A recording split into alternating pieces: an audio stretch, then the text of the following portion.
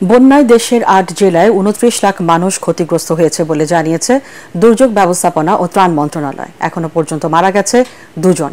এসব এলাকায় উদ্ধার তৎপরতায় কাজ করছে সেনা, নৌবাহিনী, কোস্টগার্ড, ফায়ার সার্ভিস সহ বিভিন্ন ব্যক্তি ও সংগঠন। ১৫০০ আশ্রয়কেন্দ্র খোলা হয়েছে। এতে আশ্রয় নিয়েছে প্রায় ৭৫,০০০ মানুষ। ৮ জেলায় বরাদ্দ করা হয়েছে নগদ ১,৮২,০০,০০০ টাকা। দেয়া হচ্ছে খাবার সহ বিভিন্ন সামগ্রী। ভারত বাঁধ খুলে দিয়েছে কিনা সেই বিষয়টি খতিয়ে দেখা হচ্ছে বলে জানান দুর্যোগ ও ত্রাণ উপদেষ্টা ফারুকী আজম। এখন পর্যন্ত বন্যা আক্রান্ত জেলার সংখ্যা হচ্ছে ৮টি। জেলাগুলো হচ্ছে ফেনী, কুমিল্লা, চট্টগ্রাম, খাগড়াছড়ি, নোয়াখালী, মৌলভীবাজার, হবিগঞ্জ ও ব্রাহ্মণবাড়িয়া। ক্ষতিগ্রস্ত লোকের সংখ্যা হচ্ছে ২৯,০৪,৯৬৪ জন। মৃতের সংখ্যা আমাদের কাছে যেটা রিপোর্ট হয়েছে ২ জন। এর একজন হচ্ছে ফেনীতে আর একজন হচ্ছে ব্রাহ্মণবাড়িয়াতে। বাঁধ খোলা হয়েছে এটা পত্রপত্রিকায় লিখেছেন, বিভিন্ন মাধ্যমে এসছে।